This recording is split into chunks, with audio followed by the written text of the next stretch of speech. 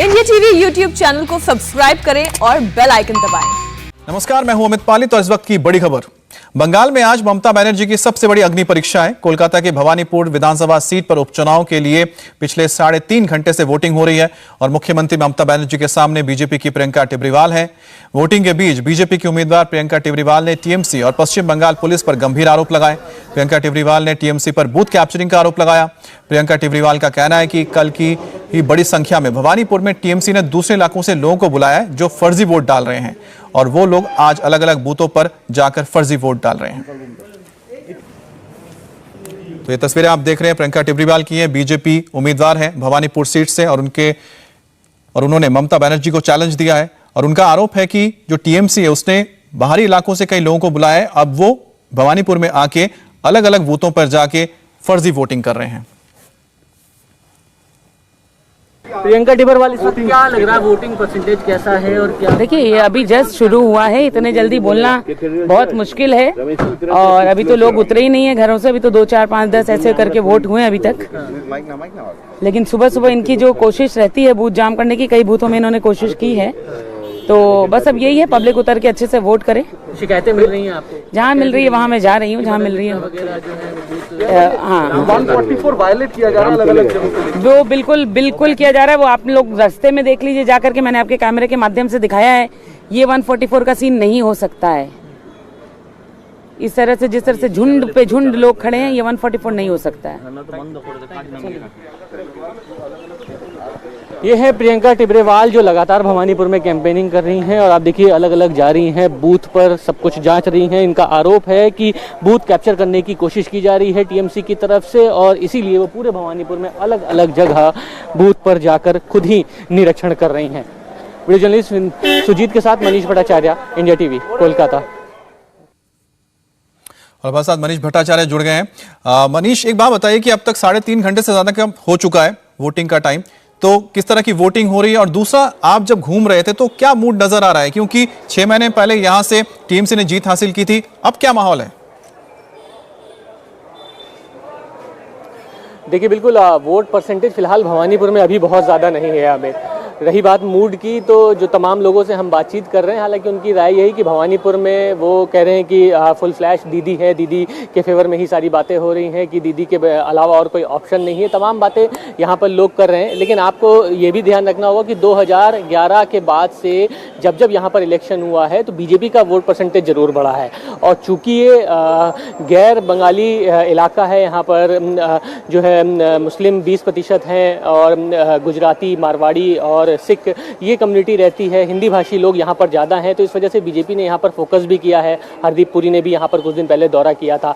लोग जरूर ये कह रहे हैं कि चूंकि बाई इलेक्शन है और बाई इलेक्शन में कहीं ना कहीं सत्ता पक्ष का जो पार्टी होती है उसी की तरफ कहीं ना कहीं रुझान ज़्यादा होता है, जीत भी उसी की ही होती है। लेकिन फिर भी यहाँ 1% भी अगर ये उम्मीद है कि अगर ममता दीदी यहाँ पर नहीं जीत पाती हैं तो उनकी कुर्सी खतरे में है, उनको चीफ मिनिस्टर पद से इस्तीफा देना पड़ेगा। वो फिलहाल मुख्यमंत्री के तौर पर नहीं रहेंगी और यही वजह है कि ममता बनर्जी ने पूरी ताकत यहाँ पर लगा रखी है।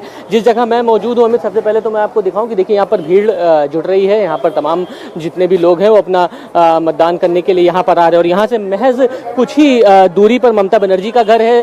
थोड़ी देर बाद ममता बनर्जी, अभिषेक बनर्जी यहाँ पर आएंगे और उसके बाद यहाँ पर लोगों से बातचीत भी करेंगे। तो लोग यहाँ पर बढ़ चढ़ कर आ रहे हैं। प्रियंका टिब्रीवाल जो कि यहाँ से प्रत्याशी हैं और वो पूरे इलाके में भवानीपुर में अलग अलग बूथ पर घूम रही हैं। वो कह रही हैं कि बूथ रिगिंग की जा रही है, टीएमसी की तरफ से कब्जा किया जा रहा है बूथ पर, इस तरीके के वो आरोप जरूर लगा रही हैं। लेकिन फिलहाल पूरे इलाके में अगर हमने जो तमाम लोगों से बातचीत की है वो यही कह रहे हैं कि अभी तो मतदान शुरू हुआ है, अभी आप धीरे धीरे देखिए और जैसे जैसे दिन चढ़ेगा तो और लोगों की भीड़ बढ़ेगी।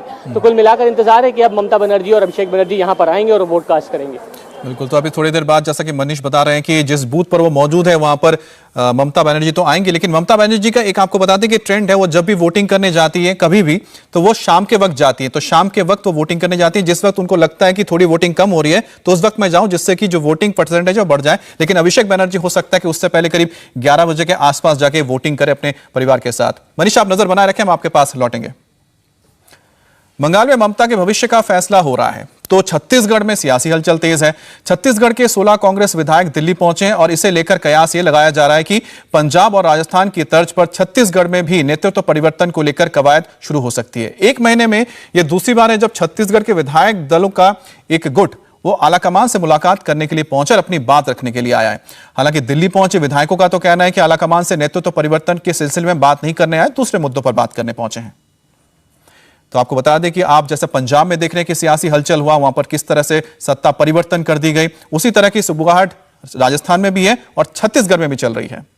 अब दिल्ली पहुंचे कांग्रेस विधायकों में से एक बृहस्पति सिंह ने कहा है कि फिलहाल राज्य में नेतृत्व परिवर्तन को लेकर कोई चर्चा नहीं है और छत्तीसगढ़ में सब कुछ अच्छा चल रहा है। हम लोग 15-16 एमएलए यहाँ आए रहे हैं और हम लोग का आज कोई राजनीतिक बहुत ज़्यादा ऐसा कुछ है नहीं, कुछ व्यक्तिगत भी थे, कुछ राजनीतिक भी है। हम लोग अपने छत्तीसगढ़ के जो प्रभारी हैं आदरणीय पुनिया जी से मिलने के लिए आए हैं और हम लोग की लालसा यही है कि राहुल जी के पास हम लोगों ने पिछली बार आया था, उनको सर कहने के लिए प्रभारी के माध्यम से हम लोगों ने बातें कहा, तो बस्तर का दौरा तय हो गया है। छत्तीसगढ़ आने के लिए उन्होंने स्वीकार किया है। हम लोग ये चाहते हैं कि हम हमारे लोगों के भी जिले में हो, सारे विधायकों का मनसा है कि राहुल जी के अगर दौरा हो जाता तो ज्यादा बेहतर था।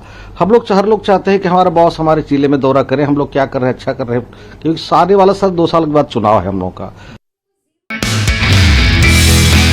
नमस्ते, मैं हूं मीनाक्षी जोशी। वीडियो और खबरों से अपडेट रहने के लिए India TV YouTube channel subscribe करें, बेल आइकन दबाना ना भूलें। जुड़े रहें इंडिया टीवी के साथ।